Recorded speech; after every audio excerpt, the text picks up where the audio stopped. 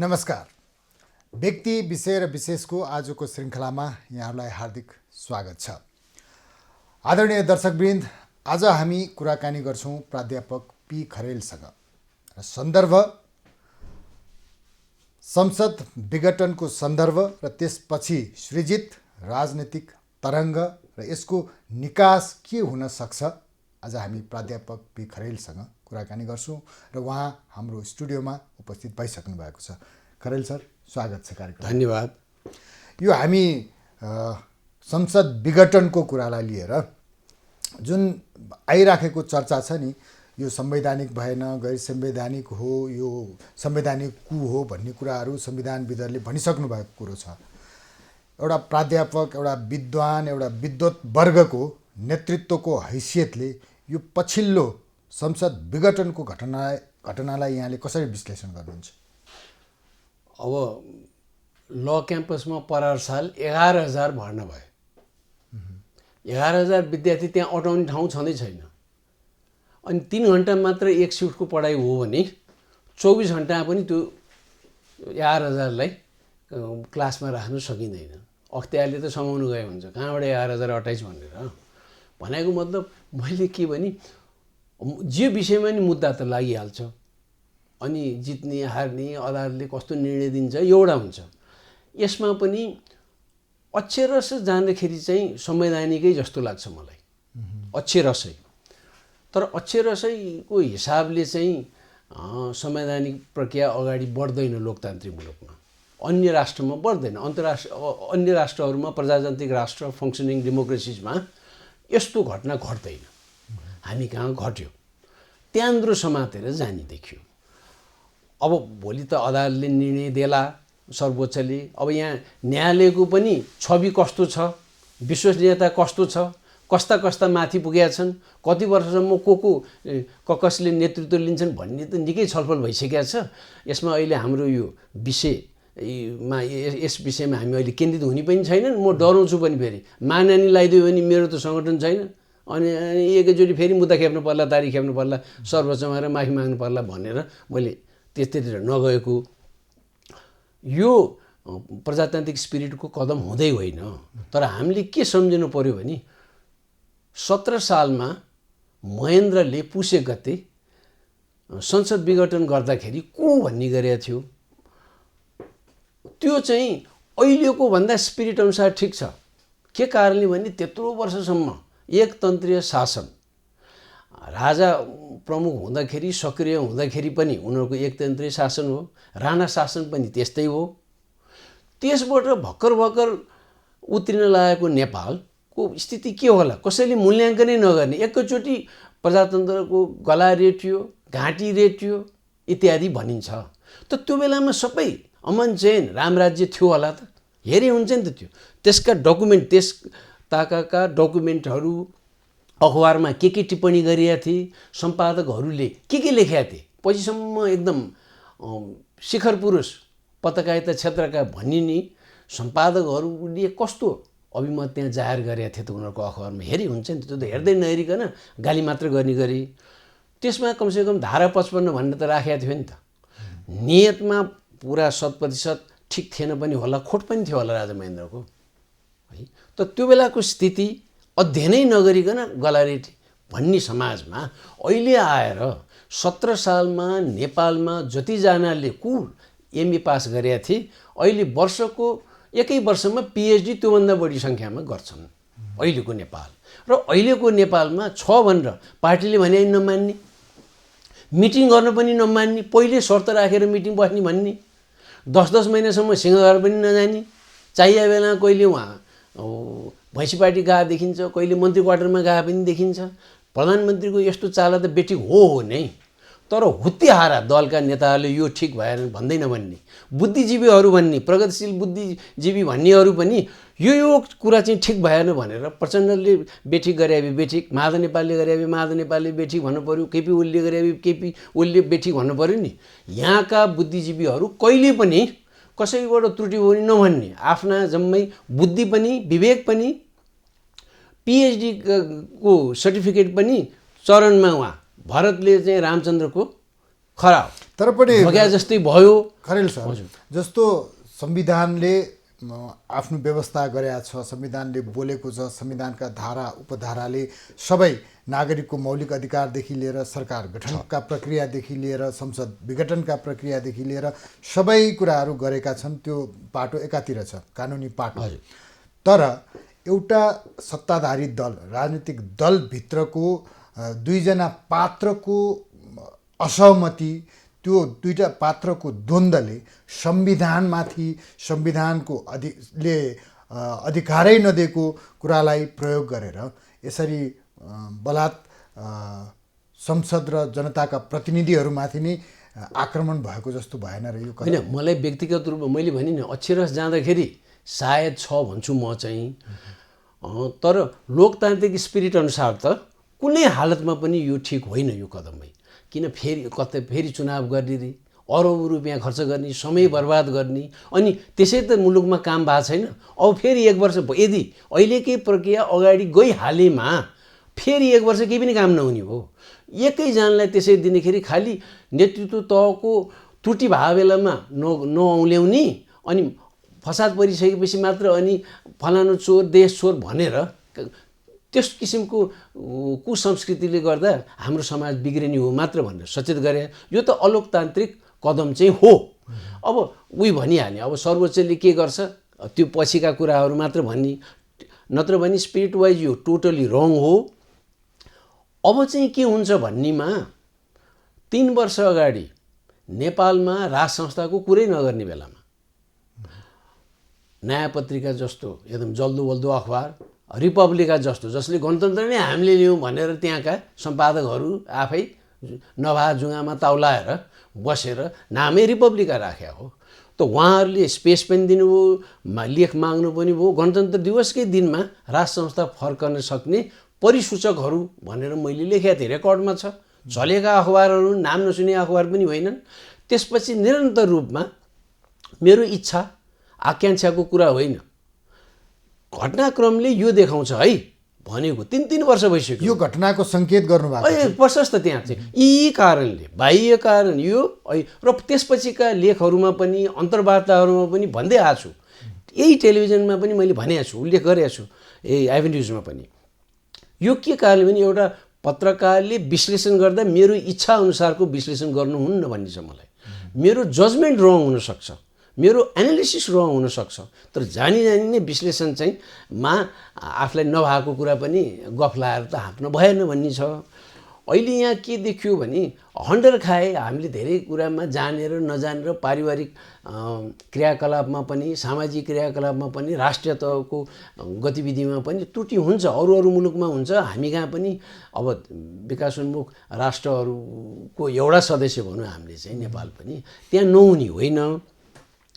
अब चाहिँ के भनेदेखि नमिलिकन सुखै छैन। विभिन्न शक्ति केन्द्रहरू हामी मात्र हौँ, चुनाव प्रक्रियाबाट जसरी पनि आउने, त्यसपछि हामीलाई 5 वर्षपछि हटाउन अहिले त्यसै हामी नै छौँ भन्ने राख्यो भने नेपाल कहिले उमो लाग्दैन। म त मर्छु, कुरै छैन, शङ्का छैन। अरूलाई त शङ्का होला है, मलाई शङ्का छैन। 2-4 वर्षपछि म मरेँ भने पनि, भोलि नै मरेँ भने पनि यहाँहरू त जल्दो बल्दो हुन्छ। हेर्नुहोस्, यो उमो लाग्दैन यो राष्ट्र, हेरी हुन्छ। त्यही त मैले यहाँसँग जान्न चाहेको के भने, जुन स्पिरिटमा, जुन एउटा भावना बोकेर संविधान निर्माण गरियो, जुन लोकतन्त्र गणतन्त्र भनियो, जनताको मत भनेर भनियो, त्यो एउटा वैधानिक रूपमा संसद स्थापित गरेर निर्वाचित भएका प्रतिनिधिहरू राखेर सरकार गठन गरेर जुन स्पिरिटमा अगाडि बढिरहेको थियो, त्यो बिचमा एकाएक हिजो विघटन भएको भने चाहिँ एकाएक त्यो प्रधानमन्त्रीको चाहिँ बहुलठीपना त पक्कै पनि होइन होला, त्यसका पनि तयारी त थिए होलान्। र सँगसँगै यहाँले भने जस्तै राजतन्त्रको माग सडकमा हुनु, राजा आऊ देश बचाऊ भनेर नारा लगाउनु, अनि अहिले आएर यो घटना प्रतिनिधि सभा विघटन हुने घटना हुनु, यसको कोइन्सिडेन्टलाई चाहिँ कसरी व्याख्या गर्ने, कसरी बुझाउने हाम्रा दर्शक सामु? एउटा चाहिँ प्रधानमन्त्री केपी ओली साह्रै हठी मान्छे, अनि सत्तामा आइसकेपछि, शक्ति आफूमा आइसकेपछि चाहिँ उहाँ चाहिँ अलिकति व्यक्ति केन्द्रित हुनुभयो। व्यक्ति केन्द्रित हुनुको मतलब म निर्वाचित प्रधानमन्त्री हुँ, मेरो नेतृत्वमा नेकपाले यत्रो मत ल्याएको हो, त्यस कारणले मैले काम गर्न किन नपाउने भनेर दलीय आचरण बिर्सन हो। किनभने दलीय व्यवस्था हो नि, 40 सालको आन्दोलन केलाई भएको? बहुदलीय व्यवस्था ल्याउनलाई त हो नि। बहुदलीय व्यवस्थाभित्र दलीय व्यवस्था भने त्यहाँ पनि त आचरण छन्, दलका नियम छन्, विधान छ, त्यो अनुसार गर्दाखेरि त अब त्यहाँ बहुमत छैन, बहुमत भनेर हुन्छ भनेर उहाँले पटक पटक म छविलाललाई देखाउँछु भन्नुभएको छ। 5-6 महिना यतै उहाँले भनेका व्यक्तिहरूमध्ये सुन्नेमध्येले नै मलाई भने हो र मैले त यो सार्वजनिक पनि गरेको थिएँ। छविलाललाई भने, पुष्पकमल दाहाललाई भने हो। त्यसपछि बहुमत भएर हुन्छ, म देखाउँछु, अनि म कोहीसित डराउन्न, म देखाउँछु भन्ने वाक्यांश उहाँले पटक पटक प्रयोग गरे। यो त उहाँ नजिकका मान्छेहरूलाई पनि थाहा छ, उहाँलाई भेट्न जानेहरूलाई पनि थाहा छ। होइन सर, नेपालको संविधान छविलाललाई देखाउने अथवा चाहिँ केपी शर्मा ओलीले आफ्नो शक्ति प्रदर्शन गर्ने मात्रै हो र यत्रो आम नागरिकको भावनामा चोट पुग्दैन र? होइन, सही कुरा गर्नुभयो, तर चोट ठुलो पुग्छ भन्ने चाहिँ म यकिम छैन। म आफै चाहिँ कुरा के भने यो संविधान ल्याउँदाखेरि संसारमा नभएको कुरो नेपालमा भयो। सबभन्दा अग्लो हिमाल सगरमाथा नेपालमा छ। 2-2वटा संविधान सभा हुने पनि नेपालमै हो। आफूलाई चाहिँ 2-2वटा संविधान सभाले नपुगेर रातारात गरेर अन्तिम क्षणमा संविधान घोषणा भयो। तर आम नेपालीलाई 2-3 दिन पनि नदिएर 2.5 दिन जति दिएर मत सङ्कलन गर्दाखेरि त्यो मत आजसम्म केलाएनन्। त्यो मत हेर्दै हेरेनन्, किन उनीहरूलाई जनताले दिएको सुझाव दिएको त्यो अहिले बोरामा सिल गरेर राखेको छ। किनभने त्यहाँ अन्दाज के छ, अनुमान छ धेरैको कि तराईवासीहरू अत्यधिक रूपमा हिन्दू राष्ट्र चाहन्छन् भन्ने थियो र तराईवासी सहित 80% भन्दा बढी नेपालीहरू राज संस्था चाहिँ राख्नुपर्छ कुनै न कुनै रूपमा भन्ने त्यस बेलाको मत थियो भन्ने छ। त्यसको वास्तै नगरेर र आन्दोलनताको उठाउँदै नउठाएको मुद्दा त्यसमा राखेपछि त्यो त अहिले केपी ओलीले जे गरे पनि ठिक छ भन्छौँ हामी, माने हुन्छ। यदि त्यसलाई मान्ने हो भने जितेर आएको अब 5 वर्ष हेरौँ, त्यसपछि मुलुक बेचे पनि, राखे पनि, बढाए पनि, ग्रेटर नेपाल गरे पनि उनीहरूले जाने हो, क्रेडिट पनि डिस्क्रेडिट पनि भने हुन्छ। त्यसरी त हामी भन्न सक्दैनौँ नि। त्यसैले त्यो संविधान यदि राम्ररी फङ्सन गरेको, त्यो लेटर र स्पिरिट अनुसार भएको भए त मान्छेले त्यो राज संस्था पनि खोज्दैन, के पनि खोज्दैन। त्यो स्पिरिट अनुसार, त्यो स्पिरिट अनुसार त कन्भर्जन खोज्ने होइन नि त। पैसा यहाँ खोलो बगाइदियो अनि कन्भर्जन गर्ने, धर्म परिवर्तन गराउनेतिर त लाग्नु भएन नि त। त्यो त भएको छैन नि त, हेरि हुन्छ नि त, त्यो आउँछ। अनि हामीले यो विचार गरौँ कि बाहिरका आम सञ्चार माध्यमहरूले नेपालको बारे वा अरू मुलुकका बारे निष्पक्ष समाचार दिन्छन् भनेर त्यो मान्नुहुन्न। त्यो मैले भने होइन, त्यो मभन्दा गोरो मान्छेले, मभन्दा अग्लो मान्छेले र निलो आँखा भए मान्छेहरूले रिसर्च गरेर, स्टडी गरेर गर्दाखेरि अमेरिकामा 33% देखि 35% अमेरिकनहरू उनीहरूका आम सञ्चार माध्यमप्रति विश्वास गर्दैनन् भनेर 7 वर्ष भइसक्यो लगातार त्यही रिपोर्ट आइरहेछ। युरोपमा 20वटा ठुला राष्ट्रहरूमा के छ मिडियाको स्थिति भन्दाखेरि त्यहाँ पनि 30 देखि 35% जनता विश्वास गर्दैनन् भनेको छ। हाम्रो नेपालमा चाहिँ फलानले हिरो भनेपछि हामी खोज्दै जान्छौँ, ए ऊ पो हिरो रहेछ भनेर। हामी आफै चाहिँ खोज्दैनौँ, अरूले हिरो भनेपछि जाने भयौँ। त उनीहरूले त्यस्तो किसिमको पूर्वाग्रह राखेर दिया हुन्छन्। तर अब भयो, त्यो त पञ्चायतकालमा पनि जो अखबार थियो त्यही पढ्थे नि मान्छे, राम्रो लागे पनि नराम्रो पनि त्यही पढ्थे नि। बाध्यताको एउटा कारण हो। अहिले पनि हामीले हेर्दाखेरि यदि सिस्टम राम्ररी गएको भए कम्प्रोमाइज हो, कसैलाई हिन्दू राष्ट्रको रुचि होला राखिदियो भने, कसैलाई राज संस्था चाहियो भन्ने होला, राम्ररी फङ्सन गर्छ, आधारभूत सेवाहरू पुग्छ भनेदेखि नेपालीले योभन्दा बढी मागे पनि छैनन् भने रोजगारी पाउने, आधारभूत भने स्वास्थ्य शिक्षा राम्रो होस् भन्ने हो, स्वास्थ्य सेवा राम्रो होस् भन्ने यो भन्यो भने यो संविधान पनि धेरैले मान्थे है। अहिले धेरैले मानेकै छैनन्। जस्तै केपी ओलीले हिजो विकल्प हो, यो केपी ओलीले हिजो गरेको निर्णय भने अब राष्ट्रपतिबाट घोषणा भयो है, त्यो कदम टेक्निकली ठिक छ भन्छु म चाहिँ कि। तर चोट त पुग्यो भन्दाखेरि यसै गरी अब तर कम्प्रोमाइज गरे हुन्छ मान्छेले भन्दा यही समयमा अब कम्प्रोमाइज त कति गर्ने, पहिलादेखि नै आक्रोशित थिए अनि विभिन्न राजनीतिक समूहहरू त लाग्ने नै भए। राज संस्था चाहिए, राज संस्था चाहियो। जनभावना अनुकूल यो विघटन भएको भन्न खोज्नु होइन, हुँदै होइन जनभावना। निर्वाचित भएर आए अब हामी 5 वर्षको लागि भन्ने उहिलेदेखि अहिलेसम्म यो 15 र 16 सालको चुनाव, हामी 15 सालको भन्छौँ, 15 र 16 सालमा हो बाइ द वे चुनाव चाहिँ 2-2 महिना लागेर अनि रिजल्ट निकाल्दै जित्नेलाई भोट देऊ भन्दै नेपाली कङ्ग्रेसले 38% भोट खसाल्यो। खसेको 38% ल्याएको हो भन्ने कुल त्यहाँ जति एलिजिबल भोटर्स थियो 16-17% को भोटले 2/3 मत ल्यायो त्यो बेलामा है। इतिहास नै बिर्सिनुहुन्न। तर त्यसको अरू विकल्प पनि त थिएन, निर्वाचित त उही हो भने जस्तै अहिले पनि निर्वाचित सरकार त केपी ओलीकै नेतृत्वको सरकार हो। गरेको त जनभावना अनुसार त हुँदै होइन। अब राष्ट्रपतिको त मैले पटक पटक भन्दै आएको, उनको क्षमता पनि होइन, ज्ञान पनि होइन, बुद्धि पनि होइन भनेर। अनि नसक्ने हुतियाहरूले मात्र भन्छ बाध्यता, के को बाध्यता भन्ने नि, आफूले के गर्न सकिन्छ गर्ने हो। गर्न सक्ने अहिले सत्ता पक्ष अथवा चाहिँ अहिले प्रधानमन्त्री केपी शर्मा ओली पक्षका भनिनेहरूले भन्ने के भने प्रधानमन्त्रीलाई बाध्यता भयो, उहाँ सरकारमा हुनुहुन्छ, सरकार चल्न दिएनन्, उहाँमाथि अविश्वासको प्रस्ताव दर्ता भयो। अब 2/3 प्रधानमन्त्री, उहाँकै दलका 90 जना सांसदले अविश्वासको प्रस्ताव दर्ता गरे। अब त्यो प्रस्ताव दर्ता भइसकेपछि उहाँले बाध्य भएर चाहिँ जनताको माझमा जानुभयो, जनताबाटै प्रधानमन्त्री हुनुभएको, जनताकै माझमा गएर चाहिँ फेरि मलाई भोट देऊ भनेर जानुभयो। यो त बाध्यात्मक परिस्थिति हो, सहज परिस्थिति हो, यो ठिक हो भनिरहनु भएको छ। मैले सुरुमै भनिहाल्ने, जे विषयमा नि मुद्दा हुन्छ, जे विषयमा नि। अब यो पनि त्यही भन्ने एउटा तर्क त त्यही हो, तर कुनै पनि हालतमा होइन। दलीय व्यवस्थामा सुरुमै मैले भने दलीय व्यवस्थामा आफ्नो दलले पहिला के भन्छ हेर्ने, त्यहाँ त दलको त विधान छ नि त, त्यो प्रक्रियाबाट मात्र उनले निर्णय लिनुपर्ने हो। नलिएको कारणले यो गलत हो। यो त यसमा शङ्कै छैन। यसमा अब यो त के भने पञ्चायतको अन्तिम दिनसम्म पनि पञ्चहरूले पञ्चायतलाई सपोर्टै गरे हो। अनि यो 63 सालको अन्तिमसम्म पनि यो 47 सालको संविधान ठिक भनेकै छन् र अहिलेसम्म भनिरहेछन् र त्यसको सम्भावना पनि छ कुनै न कुनै रूपमा।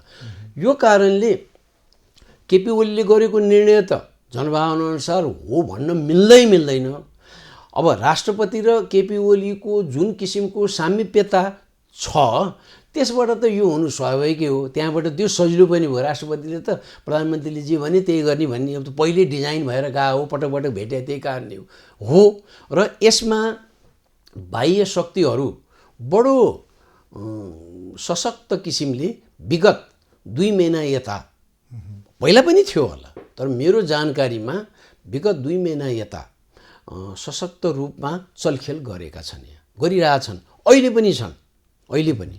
अनि यति विचार गर्नु कि अब बाहिरी शक्तिको कुरा आएपछि भारतीय नेताहरूले अथवा हाम्रो नेपालप्रति चाख राख्ने मान्छेहरूले त यो भारतको चाहिँ जित, चीनको चाहिँ हार हो, यो संसद विघटनको घटना भन्ने प्रतिक्रिया दिइसके सार्वजनिक रूपमा। यसो छ, मलाई चाहिँ त्यस्तो लाग्दैन। यहाँ मेजर घटना घट्यो भने, यदि यो विघटन भयो, चुनाव भयो र वैशाखमा चुनाव भयो भनेदेखि हुनसक्छ भारतको जित। उनीहरूले भने जस्तो उनीहरूले आफ्नो जित मान्न सक्छन्। तर यहाँ कुरा धेरै गहिरो छ। यहाँ आमूल परिवर्तन नेपालमा हुन्छ व्यवस्थाको बारेमा कुरा गर्दाखेरि भन्दै आएको त म 3-4 वर्षै भइसक्यो। अब आमूल भने व्यवस्थामा नै अब यही संविधान राखेर पनि संविधान चाहिँ यही 72 भनेर संशोधन सबै गरे हुन्छ, सबै त्यो पनि हुनसक्छ। 47 सालको संविधान चाहिन्छ भन्ने ठुलो समूह छ, भित्रभित्र काम गर्दै आएका छन्। अब कसरी अवतरण हुन्छ त नेपालमा भनेर चीन र भारत र पश्चिमाहरूले आफूमा छलफल गरेका छन्। तर तीनै समूह एकै ठाउँमा बसेर चाहिँ छैनन्। यो चाहिँ म त विश्वस्त छु यो कुरामा चाहिँ। चीनले भारतमा नरेन्द्र मोदी प्रधानमन्त्री भएदेखि नै 7 वर्ष भइसक्यो, सुरुदेखि नै सुरुका 4-5वटा मिटिङमा त प्रत्येक मिटिङमा नेपालको विषय त्यहाँ उनीहरूले छलफल गरेका हुन् र नेपालमा चाहिँ जातीयताको कारणबाट समस्या आउँछ, त्यो छिट्टा हामी कहाँ पनि आउँछ, चिनमा नि आउँछ, तिमी कहाँ बढी आउँछ भनेर भनेको र मोदी कन्भिन्स भएको भन्ने त्यही बेला सुन्नमा आएको थियो। र त्यसपछि राजा ज्ञानेन्द्रलाई 3 पटक चिनमा निम्त्याइयो। किन निम्त्याइन्छ त? 3 चोटि निम्त्याइयो, छलफल होला त्यो त पक्कै। अब मोदीसँग पनि कम्तीमा 5 पटक भेटेका छन् राजा ज्ञानेन्द्रले मोदी प्रधानमन्त्री भएदेखि, र पछिल्लो पटक त पोहोर साल हो भेट्या हो। त किन भेट्छन् त मान्छेले? त छलफल गर्ने हो, आफ्नै इन्ट्रेस्टको कुरा गर्ने हो। भनेपछि खरेल सर, अब यो मुलुकमा व्यवस्था परिवर्तन गर्न, सत्ता चलाउन, सरकारमा जान जनमत होइन, भारत र चीन भए पुग्छ? हुन नहुने हो, तर उनीहरूको प्रभाव पर्छ र उनीहरूको प्रभावमा युरोपमा पर्छ, अमेरिकाको प्रभाव यहाँ पर्दैन भन्नु चाहिँ बेकारका कुरा हुन्। नभएको चाहिँ राम्रो है, खुसी हो। स्वतन्त्र रूपमा आफूले निर्णय गर्न पाए गजब राम्रो हुन्थ्यो। तर यहाँ नै भनौँ न, एउटा प्रभावशाली न्यायाधीश मेरो एउटा छिमेकी छ, एउटा प्रभावशाली सुरक्षाकर्मी बायाँतिर छ, अनि त्यहाँ एउटा न एउटा तपाईँले यति बाटो यति छोडिदिनै पर्यो उनीहरूलाई सुविधा दिनलाई। भन्यो भने म त आत्तिएर गरिहाल्छु नि, गर्दिनँ। नत्र ऊ छ आइजिपी, उहाँ प्रधान न्यायाधीश, फेरि पार्दैनन्, फेरि मुद्दा पनि छ आफ्नो, भन्यो भने त के गर्ने? अख्तियारको पनि 3 नजिक छ पछाडिपट्टि, बाटो तपाईँले छोडिदिनै पर्यो 7 फुट भन्यो भने। त्यस्तै हो यो चाहिँ, यो ग्राउन्ड रियालिटी यही हो, हार्स रियालिटी, रियल पोलिटिक्स त यही हो। तर हामीले हाम्रै बुताबाट सकेसम्म परिवर्तन हाम्रै बुताबाट गर्नुपर्छ भन्ने यो कुरामा चाहिँ राजा ज्ञानेन्द्र छन् भन्दाखेरि चाहिँ भेट्दाखेरि है छन्, यति मात्र भन्छु। भेट्दाखेरि उनले नेपाली काङ्ग्रेसका नेताहरूलाई पनि यही जवाफ दिएर पठाएका छन्, त्यहाँ पदाधिकारीहरूसँग पनि भेट भएको छ विगत 2 वर्ष यता, त्यही जवाफ दिएका छन्। भनेपछि यसरी बुझ्दाखेरि अथवा सरको आशय अनुसार राजा ज्ञानेन्द्र र ओलीको टोन मिलेको हो? मेरो आशय होइन, म त स्पष्टै भन्छु है। पहिला चाहिँ मैले भन्न खोजेको चाहिँ मिल्न गएको देखिन्छ मात्र हो, अरू मलाई थाहा छैन यस कुरामा। मैले अहिले आएर यो झुट बोल्नु बेकार हो, थाहा नपाएको कुरामा त्यो देखिन जान्छ। अनि एउटा विगत हेर्दाखेरि त केपी ओली पहिलोचोटि प्रधानमन्त्री हुने अगाडि विभिन्न राजवादीहरू कहाँ गएर भेटेर राज संस्था त चाहिने हो, मैले पहिलेदेखि भने यो मुलुक अगाडि बढ्दैन, यो संविधान अन्तर्गत त भनेकै हुन्, यो भने हुन्। र बैलगाडाको त कुरा कतिचोटि भनिसके, यहाँ नदोहोऱ्यौँ त्यस्तो भन्ने मान्छेले अब अहिले आफूलाई आपद परेपछि र आफ्नो अनुसारको कुरा भएन भनेदेखि पार्टी जेसुकै होस्, फुटोस् भनेर निर्णय गर्न सक्ने र आम नेपालीको भावना विपरीत निर्णय गर्न उनी सक्छन् भनेदेखि मैले पहिलेदेखि भने हो यो संविधानले काम गर्दैन भनेर। अनि बरु र एउटा कुरो चाहिँ पहिलोचोटि प्रधानमन्त्री हुँदाखेरि पनि दोस्रो पटक केही महिना यता पनि यिनीहरूलाई यसरी मलाई दुःख दिइरहन्छ भने बरु म निर्मल निवासलाई नै बुझाउनु तयार हुन्छु भने चाहिँ छन्। उनकै दलका सदस्यहरूले यो कुरा टाइममा गर्दै आएका छन् उनलाई नै भन्दाखेरि त्यो मिल्न गएको हुनसक्छ बा त्यहाँ तारतम्य छ कि। एउटा चाहिँ के छ भने प्रणब मुखर्जी भारतका मन्त्री हुँदा पटक पटक मन्त्री भए हुन्, पछि राष्ट्रपति भए हुन्। मन्त्री हुँदाखेरि सम्पर्क पोइन्ट म्यान केपी ओलीको उनी नै हुन्। अनि उनी भइन्जेल चाहिँ यिनीहरू ढोक्क भएर हाम्रो राम्रो सम्पर्क छ इत्यादि भन्थे। पछि बिजेपी सत्तामा आएपछि, नरेन्द्र मोदी आएपछि सम्पर्क कम भयो, पातलो भयो। त उनीहरूलाई रेकर्डमा त छ, किनभने केपी ओलीको ब्रेकफास्टको कसैलाई रिसेप्सन दिएको बिल त भारतीय दूतावासले तिर्थ्यो त्यो बिल। त्यस्तो तिनीमा सम्पर्क कति गाढा रहेछ त हामी त्यहीँबाट बुझ्छौँ।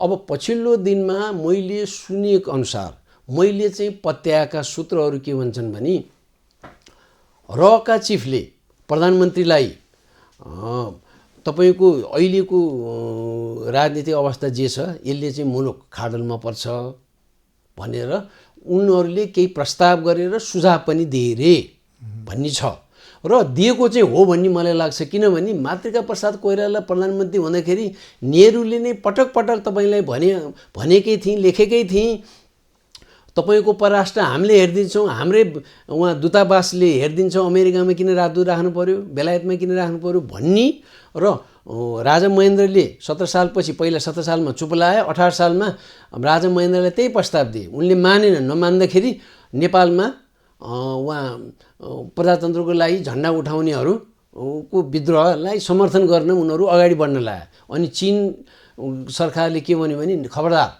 नेपालमा केही भयो भने हामी चुप लाएर बस्दैनौँ भन्यो उसले चाहिँ है। नेपाल त स्वतन्त्र राष्ट्र हो, हामी सहयोग गर्छौँ भनेपछि उनीहरू पछि हटे। राजा वीरेन्द्रलाई 46 सालमा दिएको त सबैलाई थाहा छ, नोन पेपर भनेर त्यो उनीहरूले त्यो मास्ट हेड केही नराख्ने, छाप नलाउने प्रस्ताव चाहिँ जलस्रोत परराष्ट्र सुरक्षा उनीहरूले हेर्ने, बाँकी भुटान जस्तै हुने भने हो, भित्र जे गर भने हो, निर्दलीय व्यवस्था राख भने हो। राजा वीरेन्द्रले मानेनन्, त्यो नमानेर त यिनीहरूसितै सम्झौता गर्छु भनेर यहाँ गणेश मानजीको नेतृत्वमा जनआन्दोलनका नेताहरू बसेर अनि त्यो एउटा कम्प्रोमाइज भाव हो। अब 62-63 को कुरामा त पटक पटक आइसक्यो। म नै थिएँ, म उहाँ मनमोहन सिंहसँग भेटेर मनमोहन सिंहले यो भुटान जस्तै हो नि, भुटान भन्ने शब्द राखेनन्। उनले भनेको चाहिँ भुटान कति अहिले यो ग्रस ह्याप्पिनेसमा पनि वर्ल्डको नम्बर 1 छ, ल एन्ड अर्डर पनि राम्रो छ, अमन छैन त्यहाँ, त्यस्तो बस्नुहोस्, तपाईँले किन दुःख, यस्तो राम्रो छ, नेचरले पनि कृपा गरेको छ नेपाललाई, टुरिज्म बढ्छ। मानेन हो उनीहरूले त्यो प्रस्ताव राख्दाखेरि, उनले नमान्या हो। अनि नमान्दाखेरि अहिले भने होइन, त्यो नमानेको 2 घन्टाभित्र 1 घन्टाभित्र प्लेन उड्यो। त्यो प्लेनमा बोलाएर मलाई र पूर्व राइजी नेपालका प्रधान सम्पादक मनोरञ्जन जोशीलाई बोलाएर दिस इज बिट्विन अस, उनले यस्तो प्रस्ताव राखे, मैले मानिनँ। उनले त त्यसरी भने हो है, मानिनँ। अनि अझ त्यति मात्र होइन, दलहरूले यो चाहिँ पहिलोचोटि भन्दैछु मैले, उनले के भन्यो भने दलहरूले मनमोहन सिंहले के प्रस्ताव गरेछन् भने त्यसो भए दलहरूले मसँग आएर गुनासो गरिरहेछन्, यिनीहरूलाई केही अपिज भने चित्त बुझाउनको लागि केही गरौँ भनेर केही प्रस्ताव राखेछन्। त्यो प्रस्तावमा पनि घुमाइफिराइ नेपालको ट्रेड उनीहरूले क्याप्चर गर्ने प्रस्ताव घुसाएर छ। अनि उनले मानेनन्। यो संविधानले के अधिकार दिएको छ मलाई पूर्ण रूपमा थाहा छ, मैले संविधान अनुसार नै गरेको हुँ। त्यस कारणले संविधान बाहिर म बाहिर गएको होइन, उनको व्याख्या। त्यस कारणले मैले अहिले जे गरिरहेको छु यसबाट म डेक चल्दिनँ भनेपछि कुरा टुङ्गियो। भनेपछि अहिले उनीहरूले पटक पटक नेपाल उनीहरूको पेवा, उनीहरूको नीतिअनुसार नेपाल हिँड्न पर्ने, स्वतन्त्र नहुने अर्ध स्वतन्त्र हुने भन्ने उनीहरूको त्यो उद्देश्य हो। अब अहिले लेटेस्ट चाहिँ उनीहरूलाई नै दीर्घकालीन समस्या आउने देखेका छन्। उनीहरूले यहाँबाट पश्चिमाहरूले सधैँ यसरी बस्दैनन्, भारतमा पनि राष्ट्र टुक्र्याउँछ, 40-42वटा राष्ट्र बनाउँछ तिमीहरूको भन्ने प्लान छ भनेर सी जिङपिङले मोदीलाई भनेको र त्यहाँका मान्छेहरू बुद्धिजीवीहरूले यो कुरा गर्दै आएको 5-6 वर्ष भइसकेका छ। उहाँ पनि है याद गर तिमीलाई, उनीहरूको कुरासित तिम्रो मिलेन भने टुक्र्याउँछन् भनेको छ। अनि तिब्बत सबभन्दा ठुलो भाग तिब्बतको बोर्डर नेपालसित छ। अनि ऊ दलाई लामाको जन्मोत्सव नेपालमा मनाउँदा त संवेदनशील हुने छिन्। अब यहाँ चाहिँ खुलेआम हो, अमेरिकामा व्हाइट हाउसमा गभर्मेन्ट इन एक्जाइलको प्रतिनिधिलाई नै भेटेको छ, तिब्बत स्वतन्त्र राष्ट्र जस्तो गरेको छ भनेदेखि यहाँ चाहिँ उसलाई झन् अब त नेपालमा केही भयो भने तिब्बत त साह्रै कमजोर बन्न जान सक्छ। यहाँ पछि अनि सिन्जियाङ हो कि पश्चिमाहरूलाई मुस्लिमहरू कहाँ कहाँ छन् शङ्का मात्र गर्छन्, तर सिन्जियाङको मुस्लिमप्रति विशेष सद्भाव देखाएर यस्तो भयो उस्तो भयो त्यहाँ उनीहरूको विरुद्ध अपराध हो भनिरहेछन्। भन्दाखेरि दुईटैलाई अप्ठ्यारो हुन्छ। नेपालमा स्थायित्व चाहिन्छ, स्थायित्वको लागि राज संस्था भन्ने दुईटैको हो निर्क्योर, अरू माया मोहले होइन। त्यसकारण राज संस्थाको सम्भावना बढ्यो र यहाँ चाहिँ नेपाली कङ्ग्रेस र अरू खेमाहरूमा पनि भित्र छलफलमा भेट्दाखेरि चाहिँ ठुलो खेमा चाहिँ यो कुनै न कुनै रूपमा राख्ने भन्न थालेका छन्। हेरौँ सर, जाँदा जाँदै अब समय पनि समाप्त भएको छ। यो संसद विघटनको मुद्दा सर्वोच्च अदालतमा परिसकेको अवस्था छ, पुनर्स्थापना हुने सम्भावना देख्नुहुन्छ? मैले चाहिँ यस्तो मूल्याङ्कन गर्दाखेरि स्वच्छ, निष्पक्ष, सक्षम, निडर न्यायाधीशहरू भयो भने एउटा निर्णय हुन्छ। त्यसमा छन् कि छैनन् भनेर प्रश्न जब आउँछ अनि के भन्ने, त्यस कारणले म भन्न सक्दिनँ। त्यो सर्वोच्चलाई नै जिम्मा दिने। उसैले। तर हाम्रो स्पिरिट अनुसार चाहिँ होइन। यो चाहिँ यसको लागि चाहिँ मेरो ज्ञान छ। हाम्रो पञ्चायत टाइममा के भनिन्थ्यो भने यो ऊँट हो, विभिन्न देशको राम्रो कुरा ल्याए, यो ऊँट हो भन्थे। अहिले त यहाँ ऊँट पनि भएन, हुँडार भयो। यो जर्मनीमा के छ भने विकल्प भइन्जेल संशोधन के अरे विघटन गर्नुहुन्न भन्ने स्पिरिटबाट आएको यो चाहिँ, यो पाटो चाहिँ। अब यहाँ चाहिँ विकल्प त जति पनि छ नि त, स्पिरिट त त्यो हो नि। विकल्प हुँदाहुँदै डराएर उहाँ संसदमा उहाँ उनका विरुद्ध दर्ता गरिसकेका छ। त्यहाँ गर्दा गर्दै त्यो छल्नको लागि गरे, त्यो स्पिरिट अनुसार भएन। त्यस कारणले अनसर्टेन्टी थुप्रै छ र ठुला परिवर्तनहरू हुन्छन् र कथम परिवर्तन भएन भने नेपालीहरूले अर्को 10-15 वर्ष कम्तीमा दुःख पाउँछन्। त्यो बेलासम्म हाम्रो स्वतन्त्रतामा ठुलो त्यो क्षय हुन्छ जस्तो लाग्छ मलाई। सर धेरै धेरै धन्यवाद यहाँको विचारका लागि। धन्यवाद। आदरणीय दर्शकवृन्द, उहाँ हुनुहुन्थ्यो प्राध्यापक पी खरेल र अहिले पछिल्लो संसद विघटनको घटना र त्यसबाट सृजित राजनीतिक तरङ्गबारे हामीले चर्चा परिचर्चा गऱ्यौँ। यहाँले पनि हेरिदिनु भयो।